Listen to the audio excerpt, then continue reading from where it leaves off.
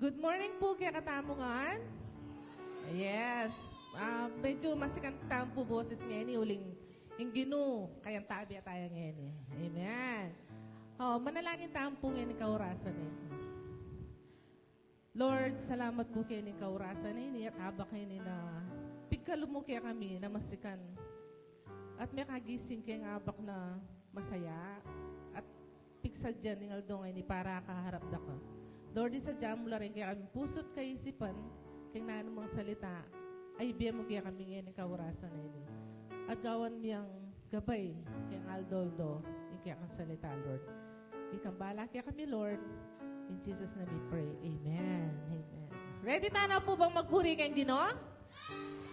Wow! Masikan na boses. Dito ang anak. Makasadya na lang po. Deni pong kanta nga rin actually, medyo matuwa na lang kanta. Medyo balo dala po rin ang anak ka rin. And ako po masyadong matuwa. Medyo mga 30 years, 40 years mga tala po. Okay, let's sing this song. Open the eyes of my heart, Lord. Open the eyes of my heart. I want to see you. I want to see you. Katatama po. Open the eyes of my heart, Lord. Open the eyes of my heart.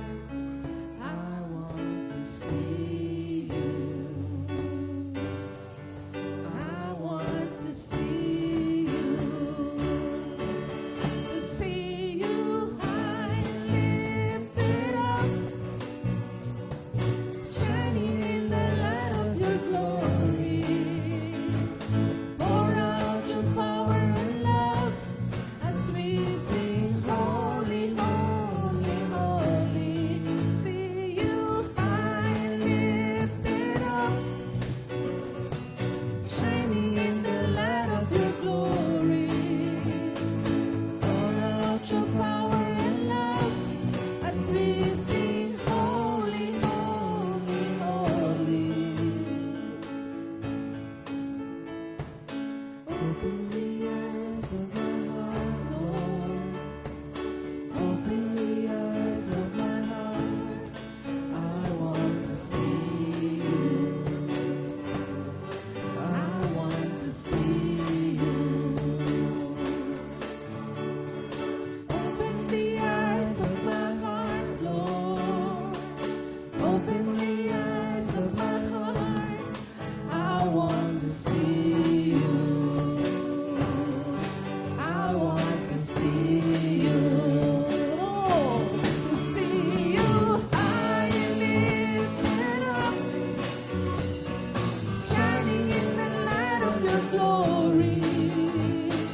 Pour out your power and love as we sing, holy, holy, holy. see you high and lifted up, Shining in the light of your glory. Pour out your power and love as we sing, holy, holy, holy. holy, holy, holy, holy, holy. We cry, holy, holy, holy, holy, holy, holy. I want to see you. I want to see you. And kaya po, kapag kakanta tayo yung tutuking kanta na sana empower na ng Ginoo mong tayo kayak tamo. And then, He gave us strength every day. Eh, gana-gana pong kayak tamo daranasan kay Aldoldo, ibiyan tamo nga po kaya at iyan ang balang sagot kaya katamo. Maging mayan, nga gana-ganang kaharapan tamo every day.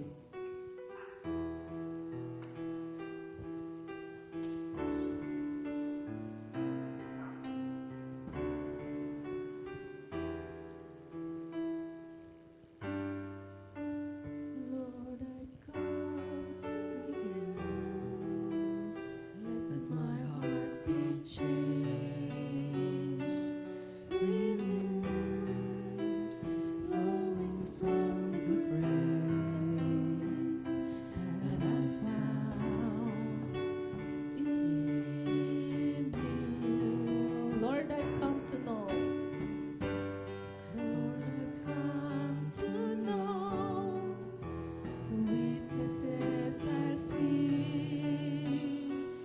in me will be stripped away by the power of your love.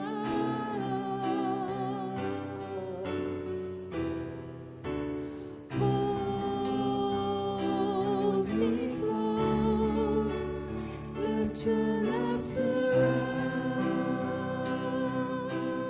me. Bring me near, draw me to your side.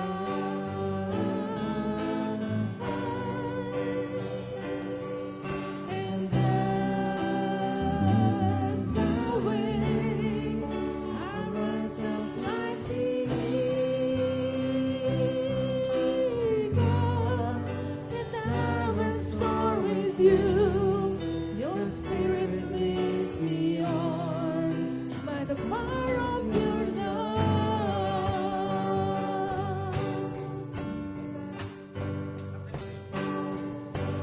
Lord, I've come to know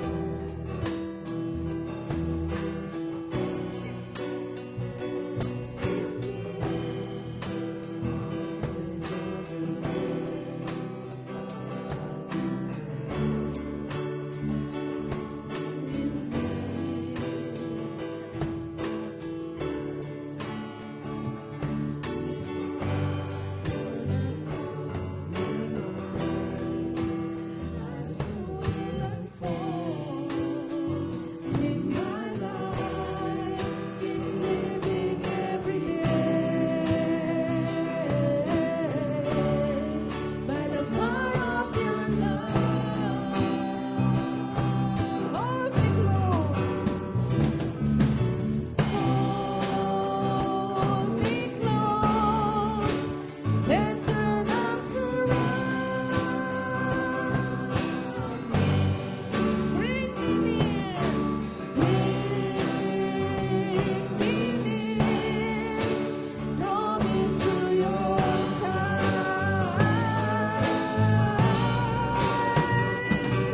And as I wait, I rise up like the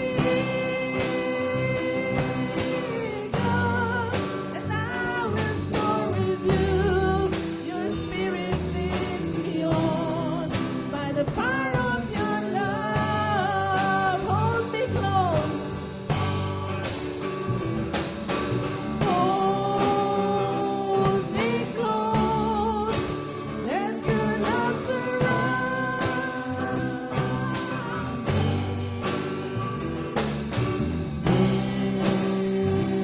Bring me near, draw me to your side.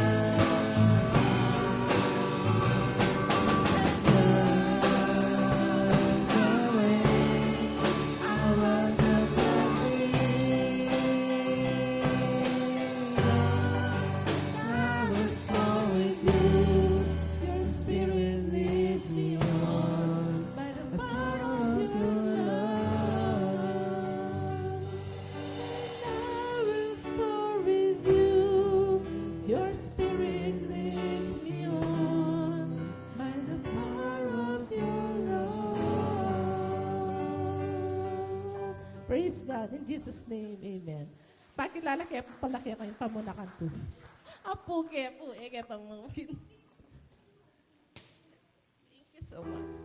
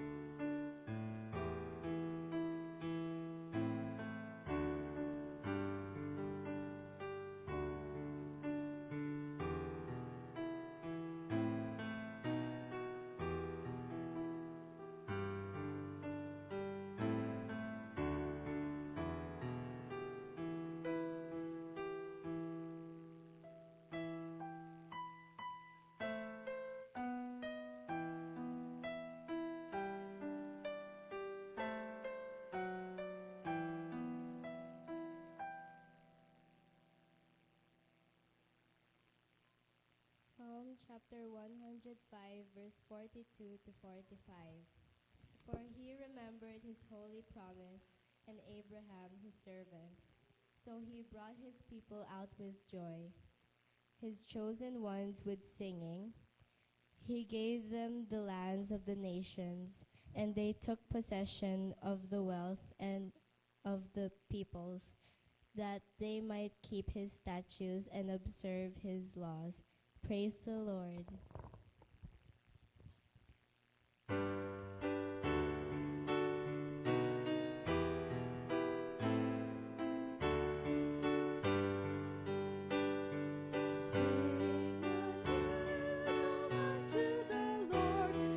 Song be sung from mountains high. Sing a new song unto the Lord, singing hallelujah. Yahweh's people dance for joy. Oh, come before the Lord and play for him on glad tambourines, and let your trumpet sound. Sing a new song unto the Lord. Let your song be sung from mountains high. Sing a new song unto the Lord, singing hallelujah. Rise, O children, from your sleep. Your Savior now has come. He has turned your sorrow to joy and filled your soul with song.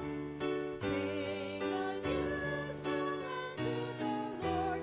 Let your song be sung from mountains high. Sing a new song unto the Lord, singing hallelujah.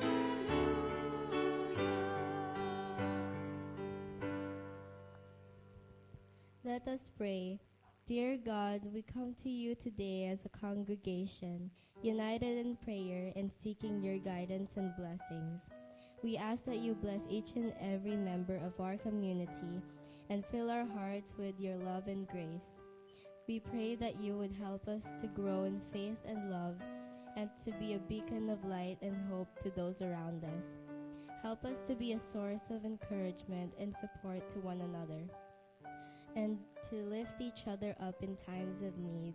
Please guide our leader and pastor and give them wisdom and insight to lead us in your path.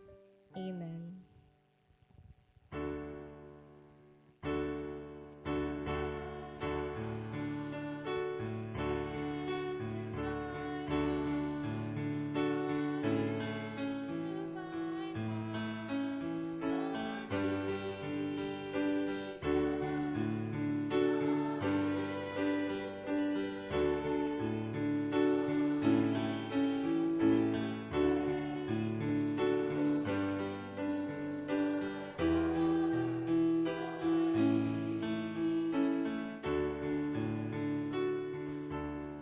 Tinatawagan po ang Children's Choir.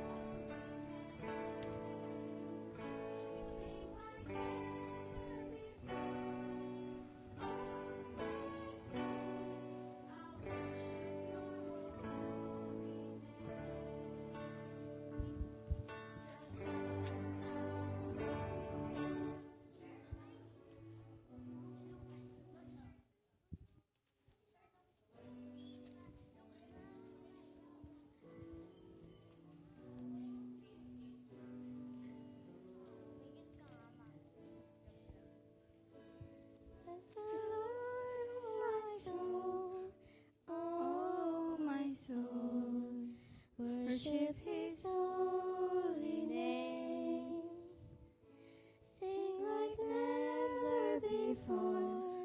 Oh, my soul, in your holy name.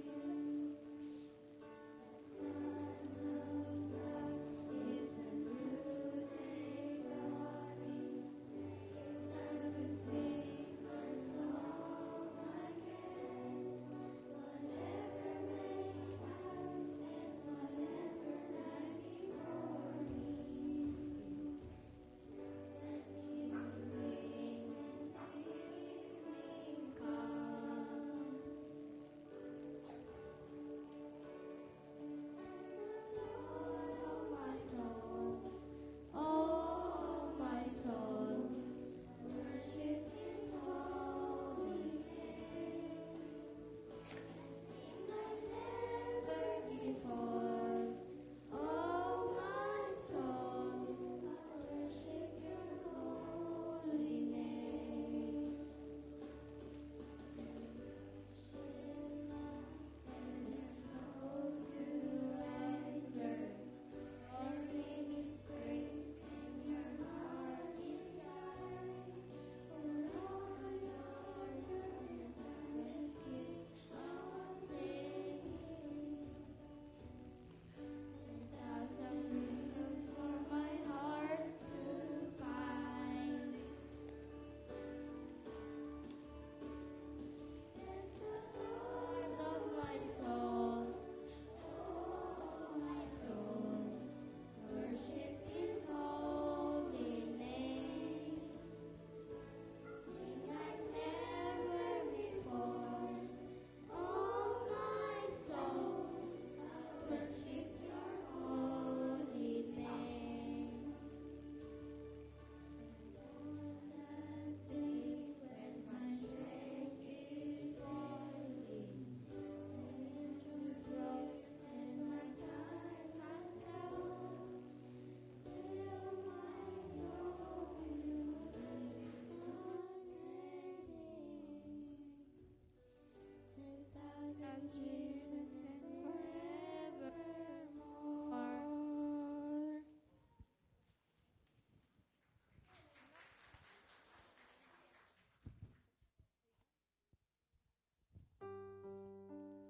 Sige po, lahat po ng ating mga kids, tayo muna ay manalangin.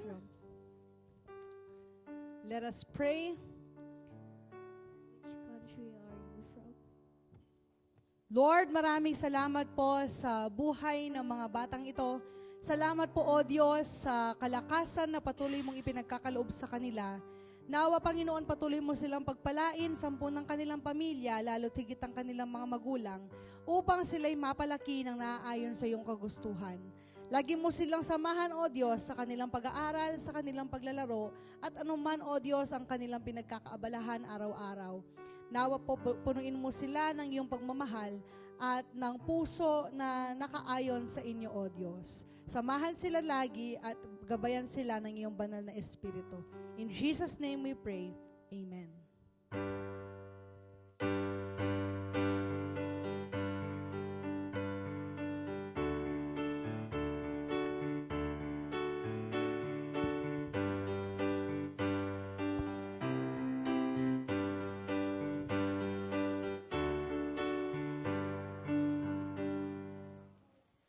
Thank you, kids. Magandang umaga po sa inyong lahat. Good morning po. Today is the last Sunday of the month. Huling linggo na, ano? Ang bilis ng araw. Ilang araw na lang ay anniversary na po ng ating church. Palakpakan po natin iyon. Ang ating simbahan ay magsi-celebrate ng kanyang 64th anniversary, no? 64 years na ang ating church. Kaya naman, nagpapasalamat tayo sa Diyos sa kadakilaan ng ginagawa niya sa ating simbahan. Kaya naman po, next week, magkakaroon po tayo ng council meeting sa lahat po ng involved sa council. Sa Sunday po, October 1, after ng service, magkakaroon po tayo ng pagpupulong para po sa mga gawain natin sa church anniversary. Nais po natin batiin ang mga nagdiriwang ng kanilang kaarawan this week. Today, September 24, Reynaldo Jr. Bais and Carissa Splain. September 25, Rochelle Aquino. September 27, Severino Ray Bais, Christine Bais, and Russell Bais. And September 30, Charlotte Kashuba. Happy birthday po sa inyong lahat. Awitan natin sila ng happy birthday. Day to you. Happy birthday to you. Happy birthday, happy birthday, happy birthday to you. And kung kayo po ay naririto, punta po kayo sa harapan. Ayan. Sige po, punta po dito. Wala si Bars? Wala siya. Sige. Okay, let us pray.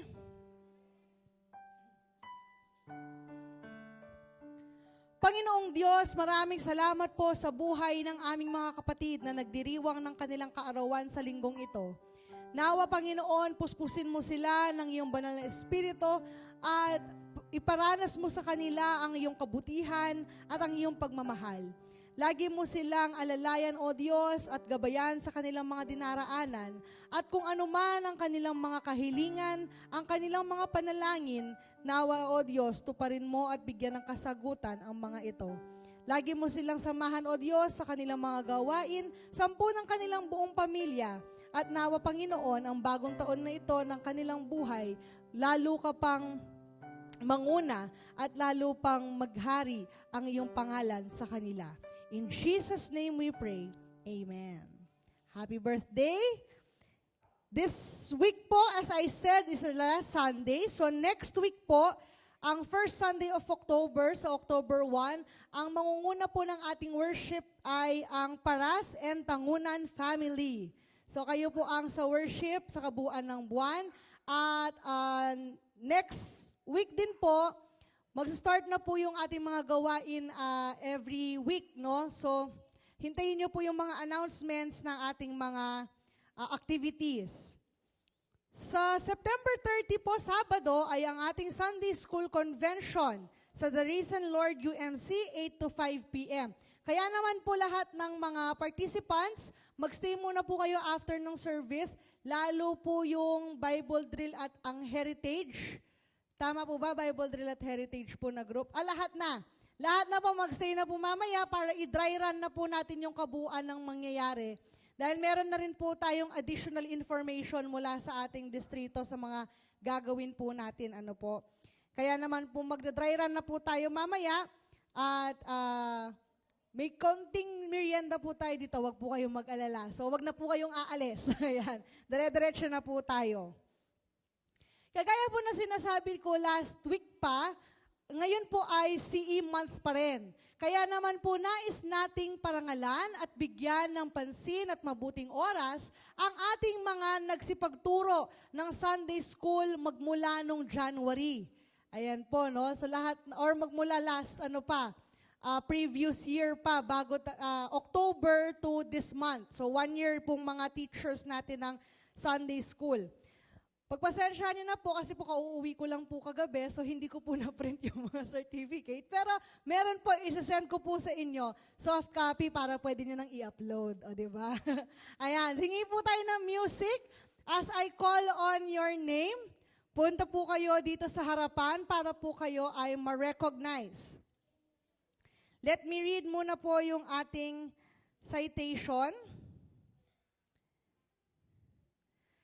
Emmanuel United Methodist Church, North Pampanga District, the United Methodist Church Certificate of Appreciation is presented to for generously giving the time and talent the Lord gave in teaching Sunday School at Emmanuel UMC, given this 24th day of September 2023. Tinatawagan po si Sister Yolanda Tuazon. Nasaan po si Apong Yoli? Ayan. Dito mo muna sa harap para minsan ng picture. Sister Marilu Garcia. Sister Ana Rose De Gia.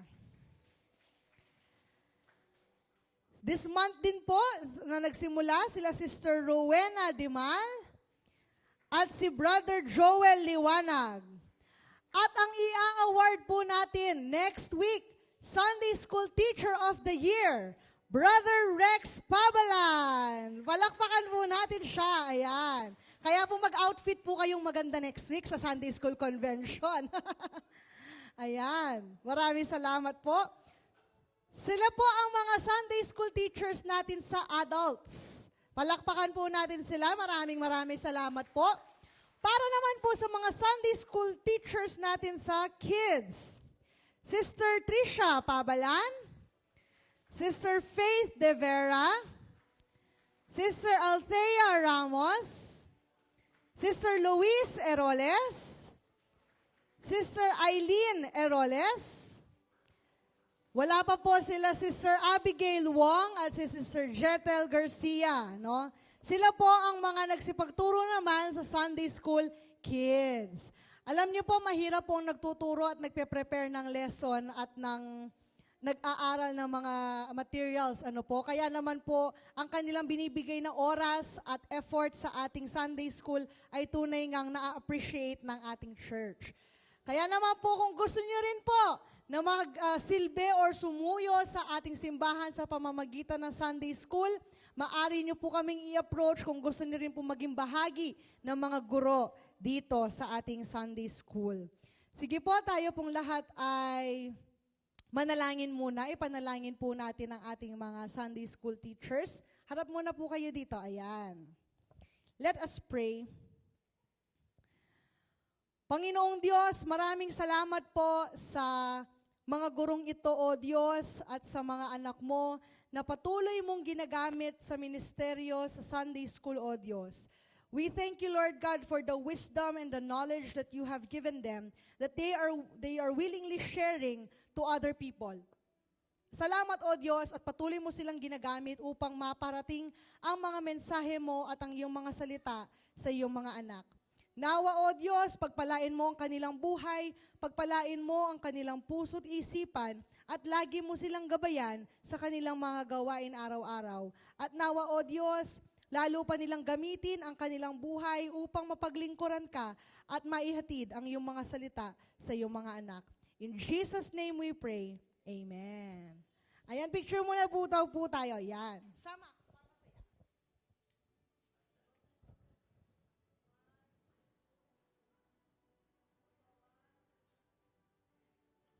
Muli po, palakpakan po natin sila. Maraming salamat po.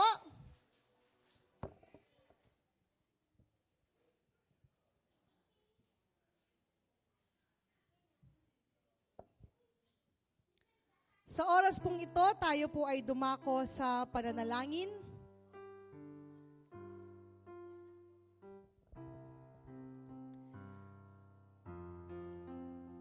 Loving God, we give you glory and we give you thanks for the week that has passed, that you have shown us marvelous grace and love. Salamat, O Diyos, sa araw-araw na paggabay mo sa amin at pagpapakita ng mga daraanan namin. Panginoon, patuloy kang kumilos sa aming buhay. Patuloy kang manguna sa aming mga plano, sa aming trabaho, sa aming pag-aaral. Ano man, O Diyos, ang itinawag mo sa amin, nawa, Panginoon, mabigyan ng katuparan ng lahat ng mga plano mo sa pamamagitan ng mga ito.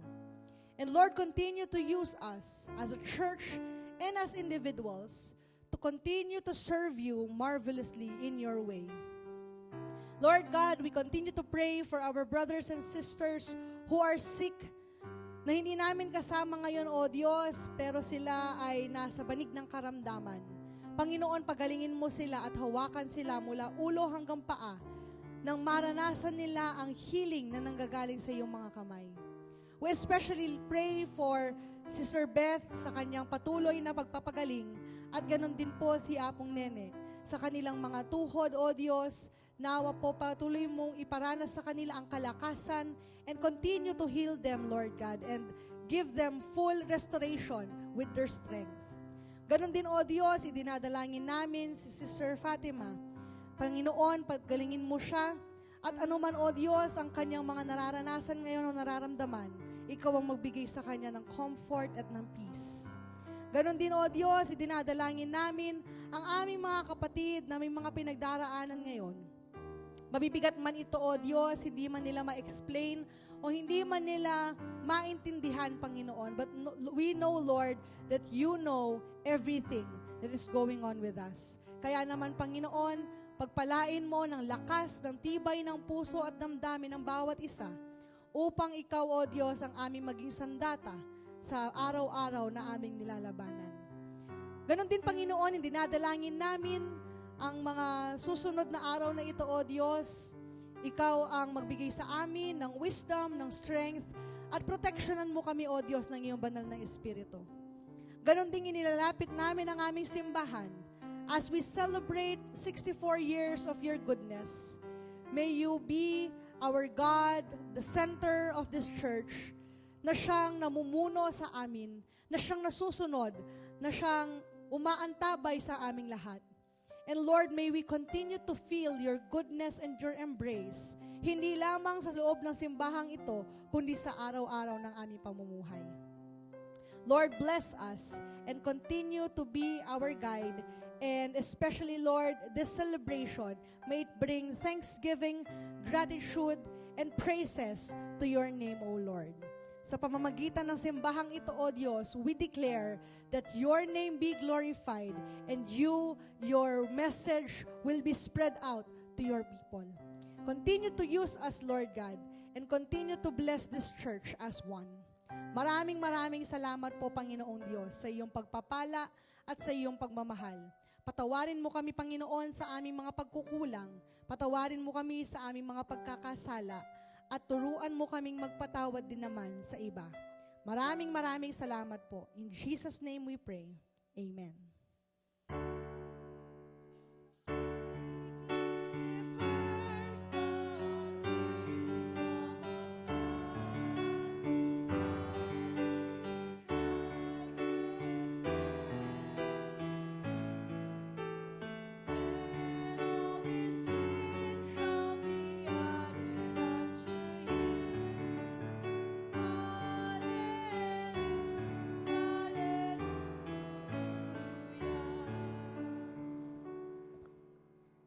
Chapter 6, verse 38. Magbigay kayo at kayo'y bibigyan din. Hustong takal, siksik, liglig, at umaapaw pa ang ibibigay sa inyo. Sapagkat ang panukat na ginagamit ninyo sa iba ay siya ring gagamiting panukat sa inyo.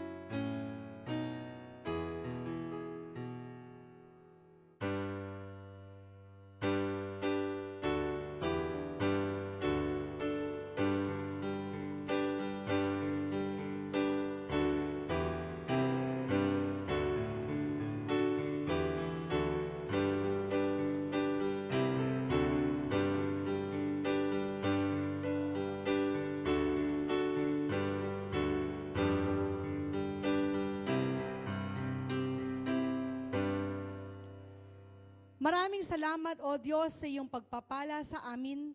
At ngayon tanggapin mo ang aming pasasalamat sa pamamagitan ng mga kaloob na ito. Nawa gamitin mo ang mga kaloob na ito, O Diyos, upang lalo pang mapalagong iyong ministeryo sa pamamagitan ng Emmanuel UMC. In Jesus' name we pray. Amen.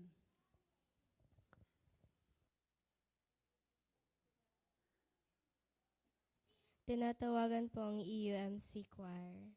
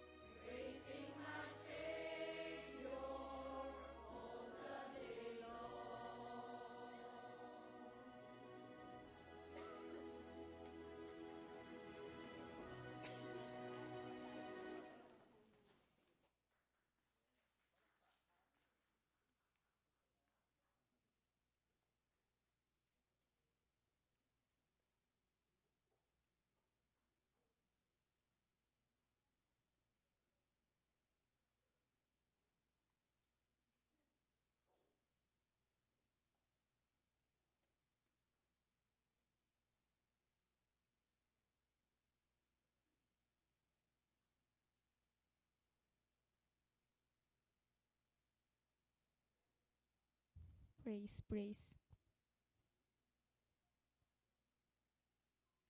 The Old Testament reading is found on the book of Exodus, chapter 2, verses 2 to 15. There in the desert, they all complained to Moses and Aaron and said to them, "We wish that the Lord had killed us in Egypt. There we could, there we could at least sit down and eat meat and as much other food as we wanted. But you have brought us out into this desert to starve us all to death."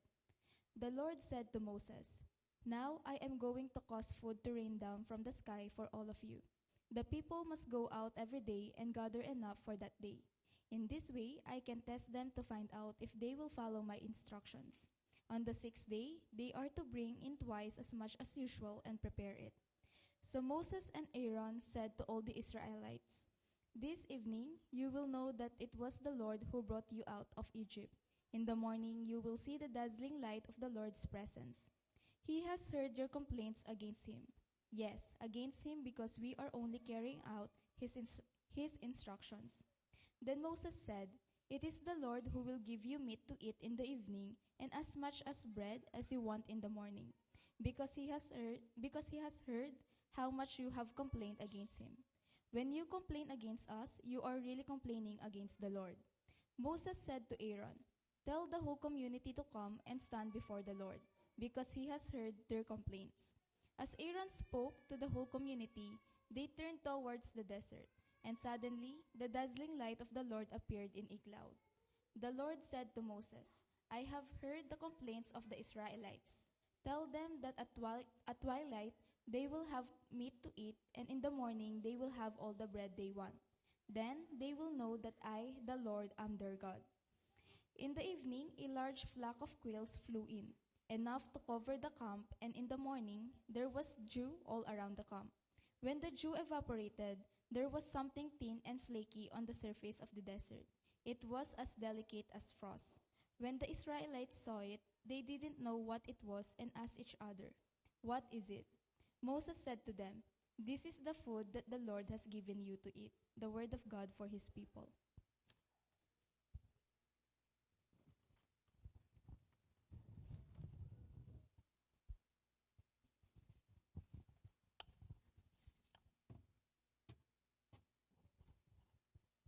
The official reading is found on the book of Philippians chapter 1 verses 21 to 30. "For what is life? To me it is Christ, death then will bring more. But if by continuing to live I can do more worthwhile work, then I am not sure which I should choose. I am pulled in two directions.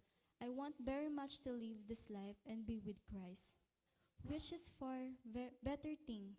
But for your sake, it is much more important that I remain alive. I am sure of this, and so I know that I will stay. I will stay on you with you all to add to your progress and joy in the faith, so that when I am with you again, you will have even more reason to be proud of me in your life in union with Christ Jesus. Now, the important thing is that your way of life should be as the gospel of Christ requires, so that, whether or not I am able to go and see you, I will hear that you are standing firm with one common purpose, and that with only one desire you are fighting together for the faith of the gospel. Don't be afraid of your enemies. Always be courageous, and this will prove to them that they will lose and that you will win. Because it is God who gives you the victory. For you have been given the privilege of the serving Christ, not only by believing in him, but also by suffering for him. Now you can take part with me in the battle. It is the same battle you saw me fighting in the past, and as you hear, the one I am fighting still. The word of God for his people.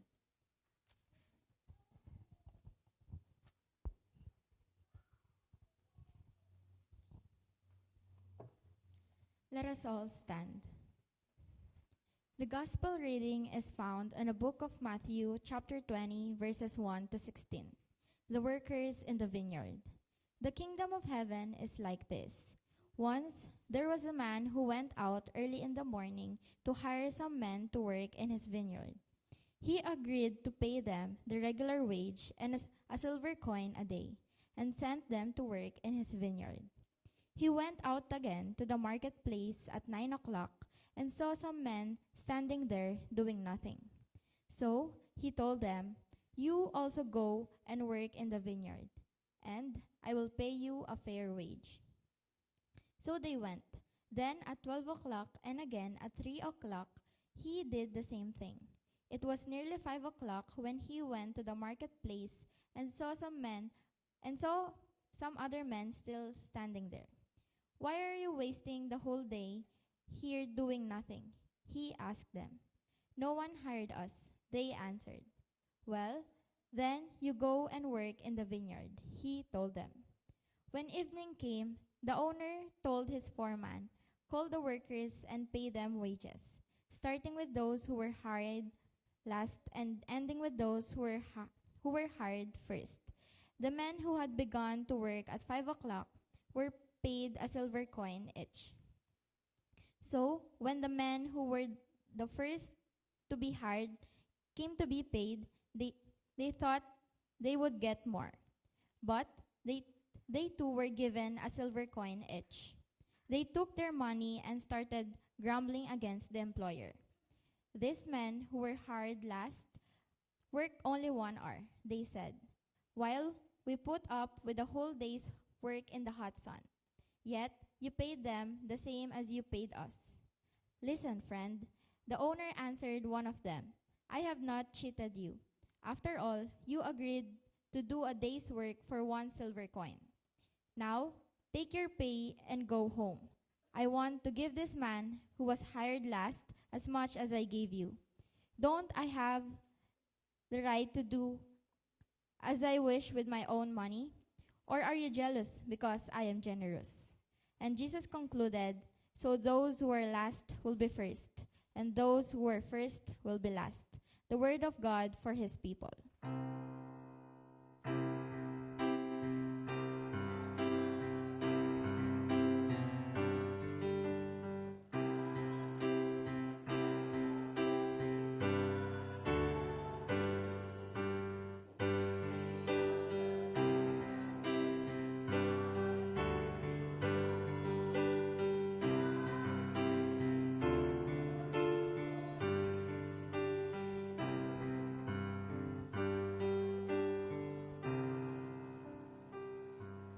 Tinatawagan po ang youth choir.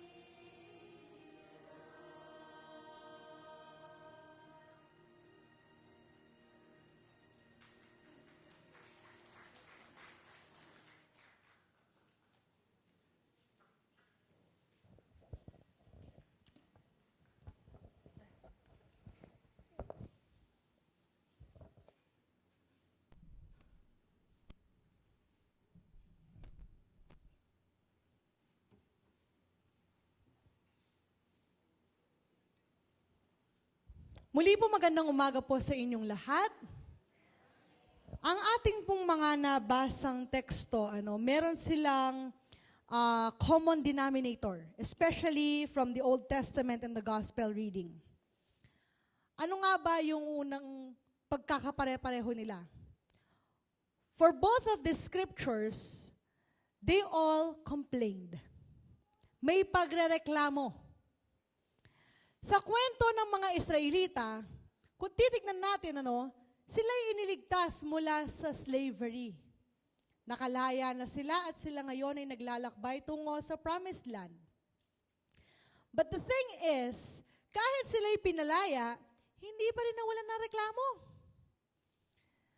Ang sabi pa nga nila, sana palang iniwan nyo na lang kami sa Ehipto, na kahit sila'y alipin, sila daw ay kumakain at hindi sila namamatay sa gutom.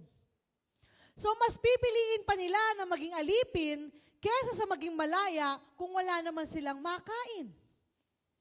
So at that moment, they saw some of their past, doon sa kung saan sila nanggaling, na parang kahit hindi magandang situation, much better na kesa doon sa current situation nila. So there's complaints. Kapag doon naman sa gospel reading, nagtrabaho ang mga kinuha ng landowner ng iba't ibang oras. Pero iisa at pare-pareho lamang ang kanilang tinanggap na sweldo.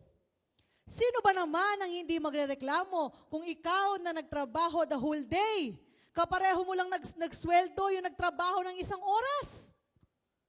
Talagang magrereklamo sila. So there's complaints, there's grumbling, and there's comparison.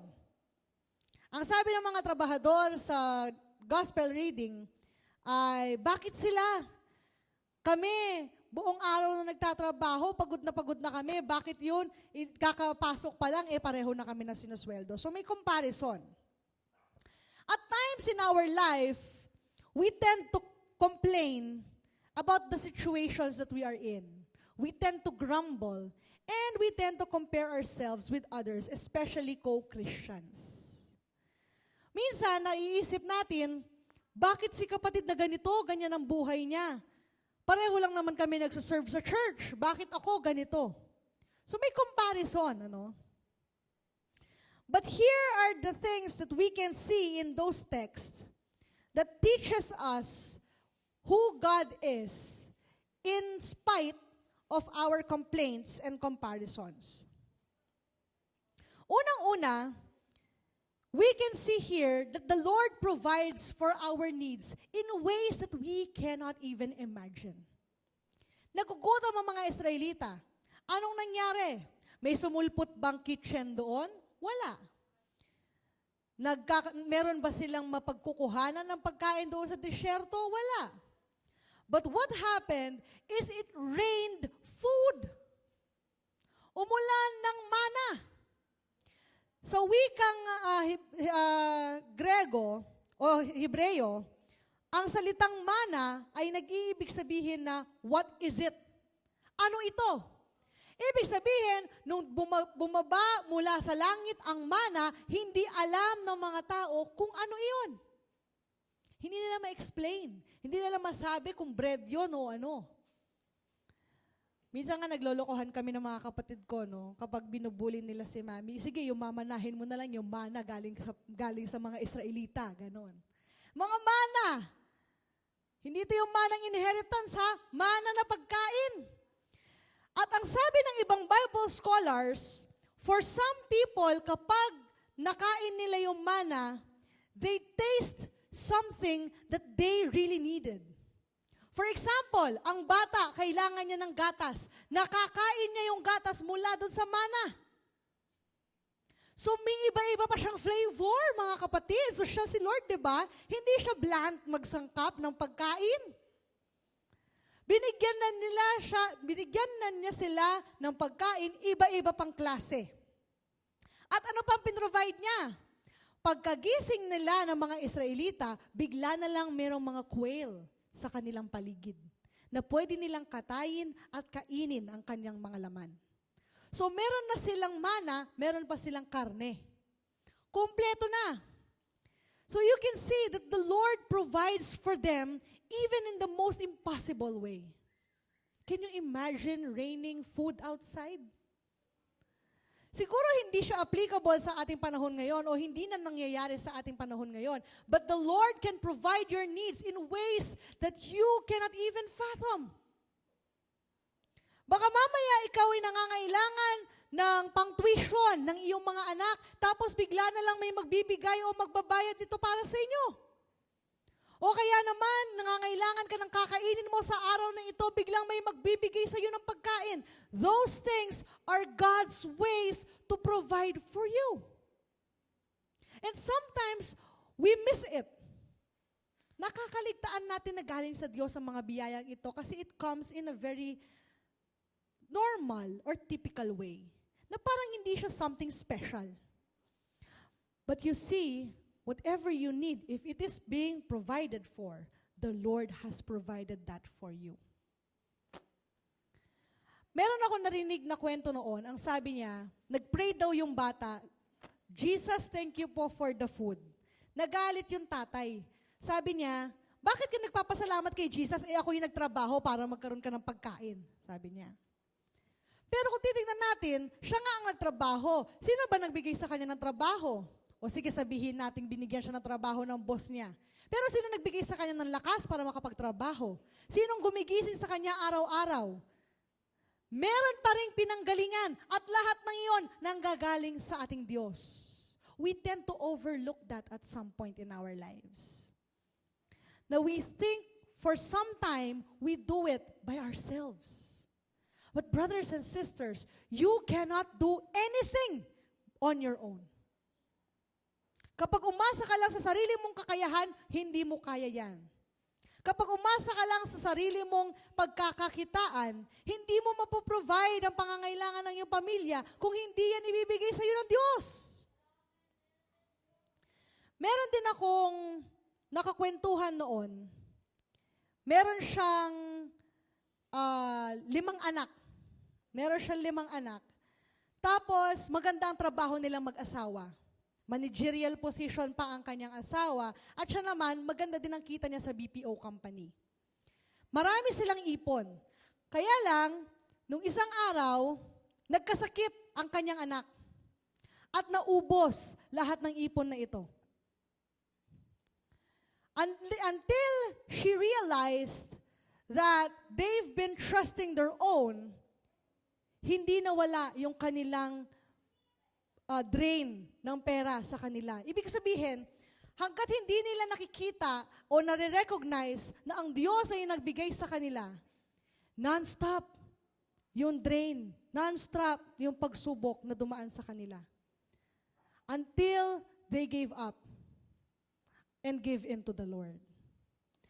So sometimes, these things happen to us. Kapag pinagmalakihan natin ang Diyos, babawiin niya ang pagpapala. And the Lord wants to prosper you, not to harm you. And so, acknowledge that He provides our needs. Pero ito, merong catch. Ang sabi sa ating teksto, noong umulan ng mana at biglang lumitaw ang mga quail, pagkagising nila may utos ang Diyos. Kumuha kayo ng mga para sa inyo at kakainin ninyo for a day. Katayin ninyo yung mga quail at yun ang gamitin yung meat. Anong ibig sabihin nito? Hindi sila spoon-fed. Meron silang effort na gagawin doon sa biyayang ibinigay sa kanila. Hindi sila gumising at busog na sila. Hindi sila gumising at gumanga na lang at sinusubuan ng Diyos ng pagkain. Meron silang effort, meron silang part doon sa blessing. And so, when we want to receive the blessing coming from God, we need to do the effort. Kagaya na lagi kong ine-example sa mga estudyante. Nananalangin kang pumasa ka sa board sa exams mo, sa finals mo, kasi di ka magre-review. Mananalangin ka na lang, Lord, bigyan niyo po ako ng sagot sa mga test na ito. Tapos pagka-amen mo, yumuko ka, tapos tumingin ka sa kabila, ayun, thank you Lord, nakakuha na ako ng sagot. Ganon ba yon? Hindi ganon yon mga kapatid. Magre-review ka, mag-e-effort ka.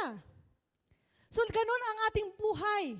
Merong effort bago mo makuha ano talagang ibinibigay sa iyo ng Diyos. Imagine the Israelites, kung hindi sila sumunod sa Diyos, hindi sila lumabas sa kanilang mga tents, hindi sila namulot ng mana, hindi sila kumatay ng quail, kakain ba sila? Hindi. And so, it's a simple logic. The Lord wants to bless you, but you have to move. You have to do your part. Makikita din natin ito sa ating gospel reading. Nung tinawag sila ng landowner, hindi naman pagkatawag sa kanila, binigay na yung sweldo. Nagtrabaho muna sila sa vineyard. There is work. There is effort. Now, if we see here sa ating gospel reading, no matter how long, no matter where you came from, iisa lang ang ibibigay sa inyo. Ganon din ang buhay Kristiyano. Ang salvation at pagliligtas ng ating Diyos, ang regalong ito ay para sa ating lahat, regardless kung kailan mo tinanggap ang Diyos sa buhay mo. Regardless kung gaano karaming work ang ginawa mo sa kanyang ubasan. God's promise is for all of us. God's blessing of salvation is for all of us. Kaya naman huwag kang paghihinaan ng loob o huwag mong ikukumpara ang iyong sarili sa iba. Baka naman sabihin mo, kakatanggap ko lang sa Panginoon. Baka kapag nag-rapture, maiiwan ako. Hindi ganun yun mga kapatid. O kaya naman, baliktad. Ako matagal na sang Kristiyano. Mas deserve ko ang mas maraming bagay kesa sa mga bagong Kristiyano. Hindi rin ganun yun.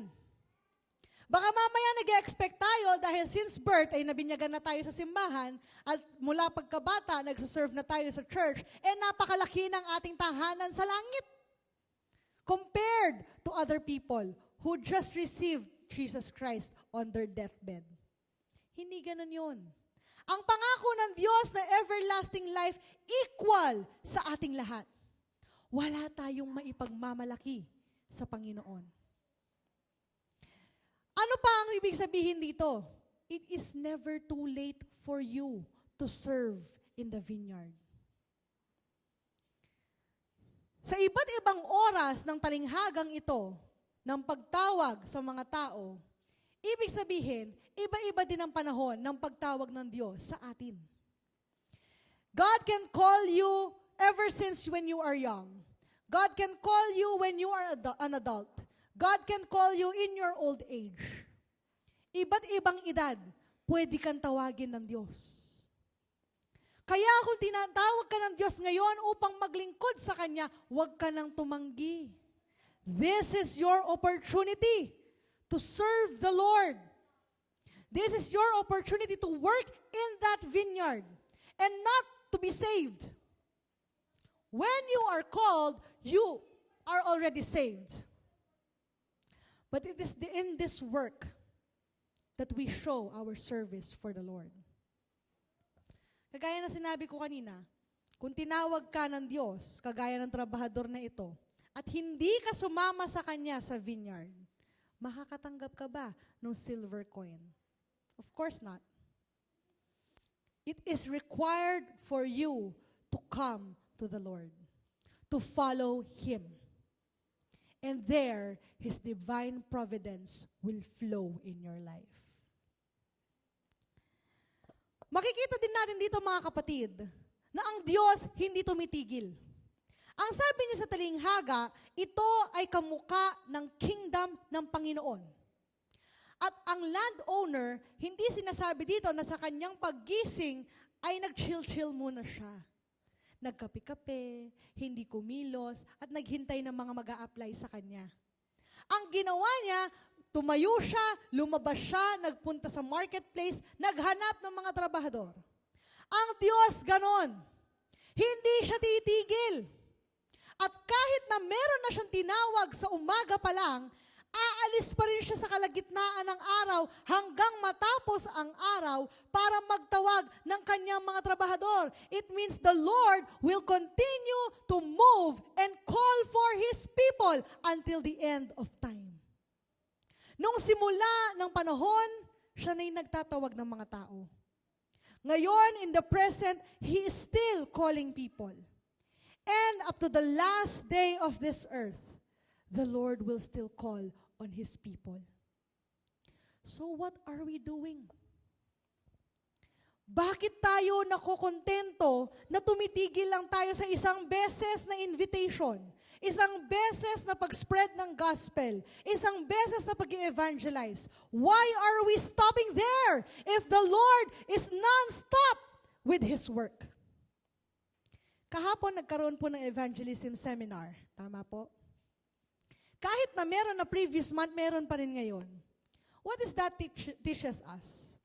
Evangelism and teaching of the word of the Lord is continuous and non-stop. So bakit tayo kailangan tumigil? Now the challenge here before us, in order for us to be like Christ and spread His blessing and salvation to other people, we should work non-stop. Kung feeling mo, pagod ka na parang walang nangyayari, nag-i-invite ka na nag-i-invite, hindi sila pumupunta, nagyayaya ka, mag-Bible study, walang nangyayari, nag-prayer meeting ka, walang nangyayari. Tapos napapagod ka na, just rest and pick yourself up once again. Don't stop. Because when you stop, salvation for other people will also stop. Ikaw ligtas ka. Ikaw, alam mo, pag namatay ka, mapupunta ka sa langit. Pero paano naman yung iba? Paano naman yung hindi pa nakakakilala sa Diyos?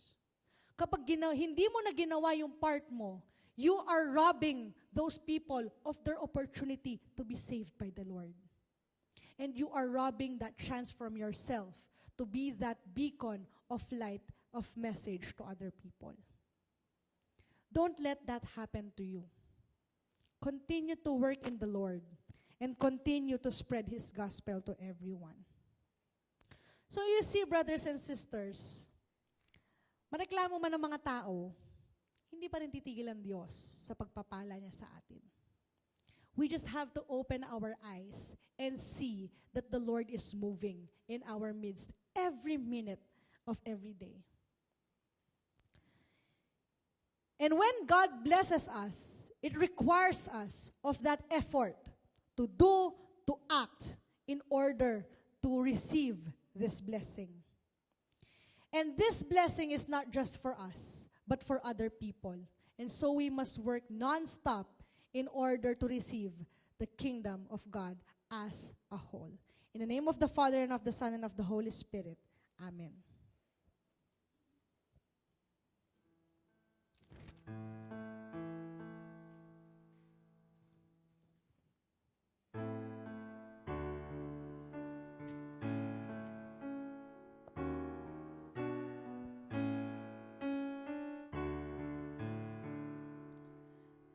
As we gather at your table, as we listen to your words, help us know, oh God, your presence. Let our hearts and minds be stirred. Nourish us with sacred story till we claim it as our own. Teach us through this holy banquet how to make love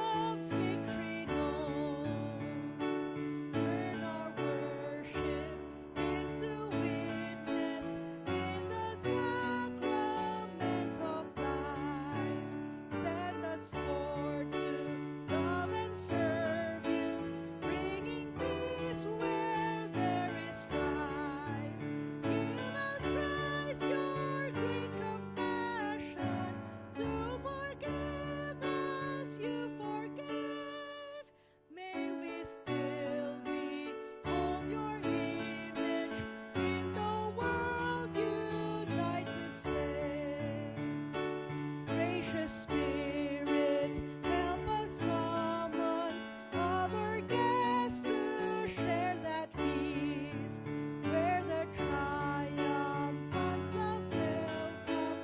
Those who had been last and least, there no more will envy blind us, nor will pride our peace destroy. As we join with saints and angels to repeat the sounding joy. Kung tayo po ay may mga panalangin, pasasalamat sa ating Panginoon o mga kahilingan sa Kanya, ito po ang oras ng ating paglapit at paghingi ng mga panalangin sa ating Diyos. Let us pray. Lord God, we give you glory and we give you thanks. Salamat, O Diyos, sa mensahe ng buhay na ipinagkaloob mo sa amin. Salamat po sa mga paalala na patuloy naming nalalaman, O Diyos. Lord, we ask for forgiveness for our continuous complaining, grumbling, and comparison against others. We are sorry, Lord God, for not waiting, for not having the patience to wait for the answers for our prayers. Sa ganitong diwa, O Diyos, hinihiling namin na bigyan mo pa kami ng pasensya, bigyan mo kami ng sipag upang handa naming pagtrabahuin ang mga blessing mong ibinibigay at ipinagkakaloob sa amin. Lord, teach us to work diligently according to what you are planning for us. Ganon din, O Diyos, turuan mo kaming magsipag sa trabaho sa ministeryo. Help us, Lord God, to work in your vineyard, to see your work, to feel everything going on around us, for us to be the bridge of your word to your people. Panginoon, gamitin mo ang simbahang ito upang mas marami pang mga anak mo na hindi nakakakilala sa iyo ang makakakita ng iyong kadakilaan, ang makakarinig ng iyong mga salita. Patuloy mong gamitin ang bawat isa sa amin, O Diyos, upang maglingkod para mas marami pang mga kapatid namin ang maligtas sa iyong pangalan. Lord, use us mightily in this church and outside. Gamitin mo kami, O Diyos, sa aming mga pinaglilingkuran sa labas ng simbahang ito. Whether we serve in the workplace or in the school, gamitin mo kami, O Diyos, upang makita at makilala kanila. Continue to bless this church, Father. Continue to bless each and everyone. Nang patuloy naming maranasan ang iyong pagpapala sa aming buhay. And open our eyes, Lord God, for us to see everything that is coming from you. Give us a grateful heart. We pray, Lord God, that our lives be filled with your praises and thanksgiving in your name. Panginoon, we thank you for providing for us everything that we need, from the basic needs, Lord God, to the things that we need for our health, for our family, for our society. Lord, continue to move in our lives majestically and continue to bestow your blessing upon us. Panginoon, as we part our ways, may you be with us and your Holy Spirit guide us. Guard our hearts and our minds for us to continue to live in faith, hope, and love, bringing your name. In the most mighty name of Jesus we pray. Amen. Let us open our hands in a gesture of receiving. May the God who has blessed the people with marvelous things be the God to bless you abundantly, now and forever. Amen.